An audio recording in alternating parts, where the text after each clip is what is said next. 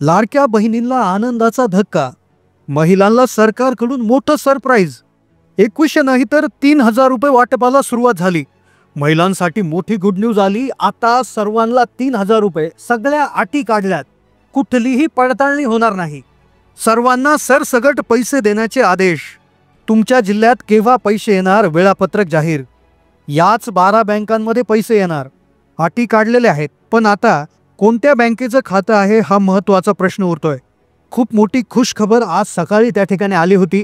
काही दिवसांपासूनच माता भगिनींमध्ये खूप वातावरण तापलं होतं. जो मुद्दा होता की लाडक्या बहिणींची संख्या कमी होणार, स्क्रुटिनी म्हणजेच अर्जांची फेरपडताळणी होणार, फॉर्मांची छाननी होणार, तपासणी होणार आणि ज्यामध्ये महिलांना धक्का बसला होता. महिलांना भीती वाटत होती की आमचं नाव कट होणार का, आणि असंही सांगण्यात आलं होतं की कागदपत्र जमा करावं लागतील, उत्पन्नाचा दाखला वगैरे वगैरे. पण या सर्व गोष्टींना आता त्या ठिकाणी पूर्णविराम मिळाला आहे. महिलांची छाननी होणार, महिला रद्द होणार. बऱ्याचशा माता भगिनी लाभार्थी यादीतून बाहेर जाणार. पण खुशखबर आली की आता कुठल्याही महिला ज्या आहेत त्या कमी होणार नाही. एकंदरीत महिलांची संख्या तेवढीच राहणार आहे. मुख्य ज्या आदिती तटकरे महिला व बालविकास मंत्री ज्या माजी होत्या, तर त्यांनी पत्रकारांशी बोलताना ज्या मंत्री होत्या पहा की त्यांनी क्लिअर केलं आहे की कुठल्याही प्रकारची सरसगट तपासणी होणार नाही.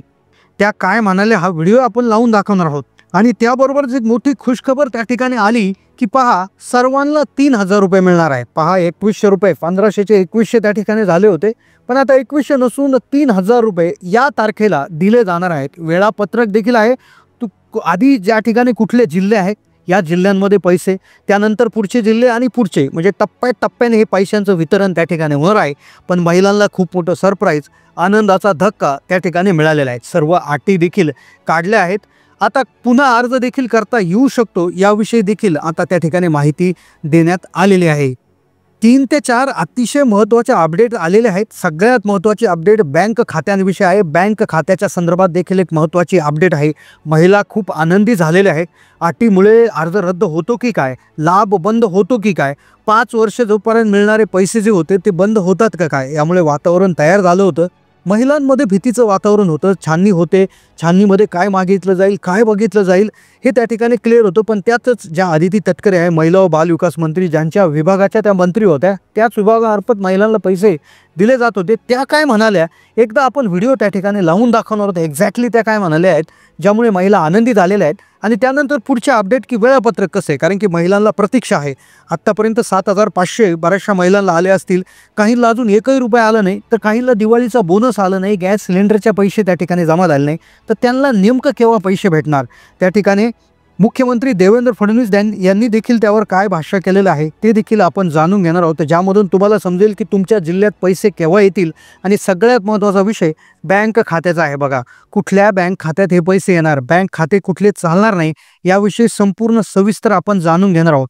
आता सरसगट छाननी होणार नाही, पण कोणत्या महिलांची नेमकं छाननी होणार हे लक्षात घ्या. कोणत्या महिलांचे बँक खाते बंद करण्याचे आदेश त्या ठिकाणी आहे, क्लिअर कट व्हिडिओमध्ये आपण जाणून घेणार आहोत. व्हिडिओ अतिशय छोटा आहे, पण व्हिडिओ तुमच्या लाडक्या बहीण योजनेच्या पैशांचं भवितव्य ठरवणार आहे. त्यामुळे व्हिडिओ स्किप न करता लक्षपूर्वक पाहत राहा. पहा सुरू करूयात व्हिडिओ. महिलांसाठी खुशखबर, महिलांना आनंदाचा धक्का, बहिणींना सरप्राईज. आज त्या ठिकाणी ऑर्डर दिली, सर्वांना मिळणार 3000 रुपये. अटी काढल्यात, वेळापत्रक जाहीर. पहा माता भगिनींमध्ये वातावरण तापलं होतं, भीतीचं वातावरण झालं होतं की फॉर्मची छाननी होणार, त्यामध्ये कागदपत्र लागणार, काटछाट होणार, महिला रद्द होणार.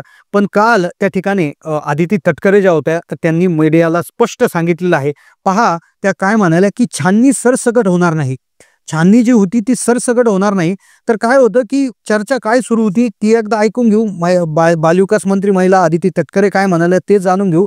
आणि त्यानंतर 3000 रुपये मिळवण्यासाठी कोणतं बँक खातं लागणार, कोणत्या जिल्ह्यात हे पैसे येणार, वेळापत्रकाविषयी जी अपडेट आली आहे ती काय होणार आहे. सगळ्यात आधी असं होती की स्क्रुटिनी होणार. तर स्क्रुटिनी होणार म्हणजे काय की पहा जुलैमध्ये फॉर्म भरण्याची सुरुवात झाली होती आणि फॉर्म जी होती म्हणजे जूनमध्ये त्या ठिकाणी सुरुवात झाली होती. जूनमध्ये जी योजना आली त्यानंतर जुलैपासून हप्ते वाटपाला सुरुवात झाली. फॉर्म भरण्याच्या वेळेला त्या ठिकाणी निकष सुरू होते, निकष बदलले गेले होते. आता निकष काय होते की 2.5 लाखाच्या आत उत्पन्न पाहिजे, कोणी आयकरदाता नसावा, महिलांच्या त्या ठिकाणी कोणी सरकारी कर्मचारी नसावा, एका घरात 2 त्या ठिकाणी लाभार्थी असं, म्हणजे असे बरेचसे मुद्दे होते. घरात 4 व्हीलर नसावी, हे मुद्दे होते. आता त्यावेळेस हमीपत्रामध्ये सर्व गोष्टी क्लिअर केल्या होत्या. तर काय आलं, की ज्यावेळेस निवडणूक सुरू होती, निवडणूक झाली आणि त्यावेळेस त्या ठिकाणी भरपूर मीडियाद्वारे अशा काहीतरी न्यूज यायला लागल्या, की आता अटी चेक होणार. ज्या महिलांचं उत्पन्न जास्त होतं आणि तरी लाभ घेतला, त्यांची नावे कट होणार, नावे रद्द होणार. तर सगळ्यात आधी ज्या आदिती तटकरे ज्या होत्या, त्यामध्ये त्यांनी क्लिअर केलंय, की सरसकट सर्वांची छाननी होणार नाही. लक्षात घ्या, सरसकट सर्वांची होणार नाही. सर्वांची होणार नाही म्हणजेच काय, म्हणजे पहा, इथे एक गोष्ट लक्षात घेण्यासारखी आहे. पहिला मुद्दा असा आहे, की छाननी होणार नाही. सरसकट म्हणजे उदाहरणार्थ 2,40,00,000च्या वर त्या ठिकाणी अर्ज आहेत. तर प्रत्येक अर्जाची छाननी होणार नाही, कारण की त्या स्पष्टपणे म्हणाले, की ज्यावेळेस आम्ही अर्ज भरून घेतले, त्यावेळेसच आम्ही एक विशेष प्रकारची छाननी केली होती. त्यावेळेस योजना व्यवस्थितपणे राबवली होती. त्यामुळे त्यात काही छाननी करण्याची गरज नाही. पण लाभार्थी कोणाचे होणार लक्षात घ्या. काय होतं, निवडणुकीआधी काही लोकांनी एकाच खात्यावर 50-50, 100-100 लोकांचे पैसे त्या ठिकाणी घेतलेले आहेत. तक्रारी आल्या होत्या, पण त्या असं म्हणाले, की जर चुकीच्या पद्धतीने अर्ज भरले असतील, तक्रारी जर कुठून आल्या, तर तिथली छाननी होणार आहे. म्हणजे कुठल्या तरी जिल्ह्यात कुठेतरी तक्रारी आल्या तर तिथली छाननी होणार. सरसकट सर्व महिलांची छाननी होणार नाही. तर दिलासादायक बातमी समोर आली. आता त्यानंतर 3,000 रुपये लक्षात घ्या. 3,000 रुपये कोणत्या बँकेत येणार? आता 3,000 रुपये कसे येणार लक्षात घ्या, की 2100 रुपयाचा तो हप्ता होता, 1500चा वाढून 2100 झाला होता. तर त्याविषयी अपडेट अशी समोर आली, की मुख्यमंत्री देवेंद्र फडणवीस ज्यावेळेस म्हणाले, की आम्ही आता अर्थसंकल्पाच्या वेळेस विचार करू, तर त्यावेळेस सुप्रिया सुळे ज्या होत्या, तर ते त्यांना डायरेक्ट त्या ठिकाणी म्हणाले, की म्हणजे त्यावर त्यांनी टीका करायला सुरुवात केली, की फडणवीस साहेब जे होते ते म्हणाले, की आम्ही विचार करू. तर मग त्यावर त्या ठिकाणी त्यांची त्या ठिकाणी त्यावर टीका सुरू झाली. आणि त्यावर त्या ठिकाणी सुप्रिया सुळे असे म्हणाले, की आता डिसेंबर तर संपत आलाय, पण 1 जानेवारीपासून तरी महिलांना त्या ठिकाणी तुम्ही त्या ठिकाणी पैसे द्यावेत, असं त्यांनी त्या ठिकाणी म्हणालेलं आहे. पण त्यातच मीडिया रिपोर्टच्या नुसार अशी माहिती आलेली आहे, की 2100 रुपये जे आहेत, तर ते नवीन अर्थसंकल्पापासून दिले जाऊ शकतात. पण तोपर्यंत, म्हणजेच अर्थसंकल्प ज्यावेळेस एप्रिलमध्ये सादर होईल, पण तोपर्यंत 2100 रुपयाच्या ऐवजी 1500 रुपयाचा जो चालू हप्ता आहे तो मिळणार आहे. मग आता चालू हप्ता, आता तुम्हाला कधीपर्यंत पैसे मिळाले कमेंट करा. तुम्हाला पहिले 2 हप्ते मिळाले का? नंतरचे 2? त्यानंतर बऱ्याचशा महिला अशा आहेत, की त्यांनी लेट अर्ज केलेत. तर काही महिलांची अशी प्रतीक्षा आहे, की आम्हाला अजून अर्ज भरायचा बाकी आहे, अर्ज करता येईल का? पण तुर्तास एक दिलासा असा मिळालेला आहे, की 1500 रुपये जे आहेत, तर ते तर 100% मिळणारच आहेत. पण कदाचित सरकारने निर्णय घेतला, ते 2100 रुपये मिळू शकतात. आणि पहा, डिसेंबर आता सुरू आहे. कदाचित डिसेंबर आणि जानेवारीचा हप्ता जो आहे, तर तो एकत्र मिळेल. आणि जर तो 1500 अधिक 1500 जर झाला, तर 3,000 रुपये त्या ठिकाणी मिळू शकतात. आणि त्याचबरोबर 2100 जर ठरले, तर 2100 अधिक 2100 4200 देखील मिळू शकतात. पण तुर्तास जशी माहिती मिळत आहे, की अर्थसंकल्पामध्ये तरतूद केल्याशिवाय, जी आता 1500ची तरतूद ही आधीच्याच अर्थसंकल्पात झालेली होती, त्यामुळे 1500ची तरतूद तर फिक्स झालेली आहे. त्यामुळे योजना बंद नाही, अटी रद्द आहेत, सरसकट काही छाननी होणार नाही, पैसे तुम्हाला मिळणारच आहेत. ही गोष्ट डोक्यामध्ये त्या ठिकाणी एकदम क्लिअर करा. आता दुसरा मुद्दा जो असा आहे, की कोणत्या बँक खात्यात पैसे येणार. आता भरपूर चॅनल्सवर असं आहे, की याच 12 बँकेत येतील, याच 10 बँकेत येतील, याच्यात येतील, त्याच्यात येतील. तर लक्षात घ्या, याच्यामध्ये 2 मुख्य अटी अशा आहेत, किंवा 2 मुख्य नियम डायरेक्ट डोक्यात फिट करून घ्या. परत कुठल्याही त्या ठिकाणी बँकविषयी शंका मनात ठेवू नका. तर बघा, तुम्ही आतापर्यंत योजनेचा फॉर्म भरला आणि तुमच्या खात्यावर 1 जरी रुपया आला असेल, मग तुमची बँक कुठली असू द्या, राष्ट्रीयकृत असू द्या, खाजगी बँक असू द्या, किंवा ग्रामीण बँक असू द्या, कुठली बँक असू द्या, पण 1 जरी रुपया तुमच्या खात्यावर आतापर्यंत जमा झाला असेल, तर तुम्ही बिलकुल काळजी करू नका. तुमचे पुढलेही पैसे येणार म्हणजे येणार.